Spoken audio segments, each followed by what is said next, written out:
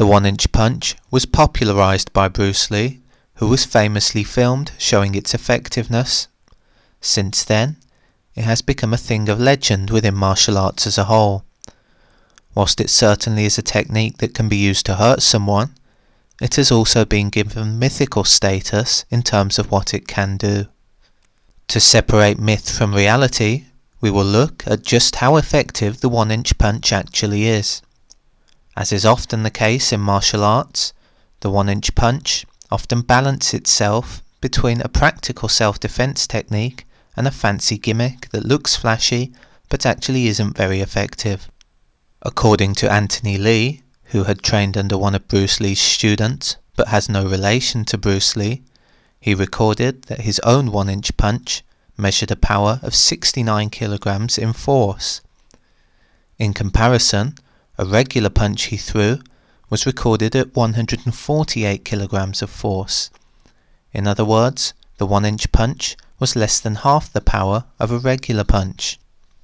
This should come as no surprise either. Scientifically speaking, punches generate power by movement, angles, and torque. As the 1-inch punch is so close to the opponent's body, this means that by its very nature, it's incredibly difficult to generate any significant power, as the fist can't be loaded or hit with any significant angle. At the same time, its power still is fairly impressive, given the distance. Often, you may see people flying backwards from the force of a 1-inch punch during a demonstration, or bricks being broken due to its power. This is usually due to a degree of compliance from the person being punched, whereby they intentionally fall back to add effect. Similarly, sometimes bricks or wood can be positioned to create extra leverage, making the punch seem much harder than it actually is. The 1-inch punch works by standing opposite your opponent. Here, you should clench your fist just like you would if you were to throw a regular punch. Whilst your forearm is extended, you should then throw the fist into the chest of the opponent. The idea of the 1-inch punch is to generate maximum power whilst standing incredibly close to someone. This ties into Bruce Lee's philosophy of close-range fighting. As Bruce Lee was a student of Wing Chun, this meant that many of his techniques were fought from a close distance. For example, in Wing Chun, practitioners are taught to block, divert, and throw strikes while standing directly opposite their opponent within slapping distance. Arguably, the intention of the 1-inch punch wasn't to be used in everyday life. Instead, it was an example of the innovation created by Bruce Lee. It also showed what was possible by putting your mind into developing a skill. In many ways, you could say that this summed up the life and career of Bruce Lee, who was known for pushing boundaries and creating new ideas. Theoretically, the 1-inch punch could be used in a self-defense situation.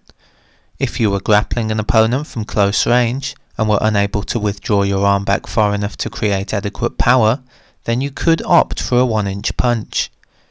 In MMA, you will often see 1-inch punches many times. The issue is that these are poorly executed in the heat of the moment and don't generate much power. Therefore, it could be argued that without the correct positioning and setup, that the 1-inch punch cannot be hit effectively in any way. In other words, whilst both people are moving back and forth, grappling and striking, it would be almost impossible to hit with any noticeable power. Having said this, the 1-inch punch could be used as a cheap shot. Whilst we don't condone cheap shots whilst fighting, it's certainly something to consider if you were to feel under threat. With enough time and space, you could hurt someone with a 1-inch punch.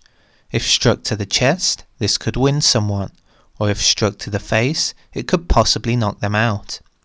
Remember, you'd still need your opponent to be standing very still to be able to perform this punch effectively, which is highly unlikely during combat.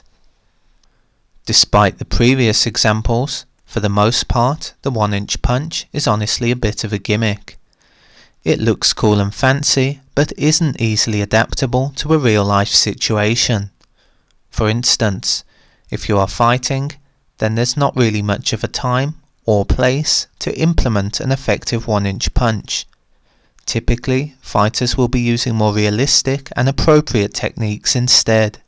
At the same time, the 1-inch punch is still an interesting example of innovation from Bruce Lee and proves that techniques and skills can be developed if you're innovative enough.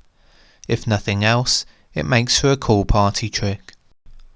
Over the years, the 1-inch punch has lost the magic that it once had. Remember, it was made famous during a time when martial arts were still considered underground by mainstream culture. So to see people like Bruce Lee using his punches to break wood would have been a real spectacle at the time.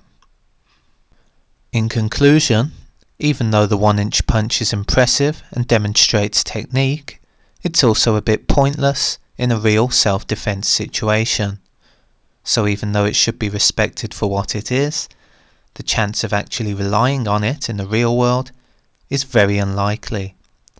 Sadly, for most fighters, the 1-inch punch isn't really worth investing the time or effort into, as there are much more practical techniques worth pursuing instead, such as throwing jabs or calf kicks.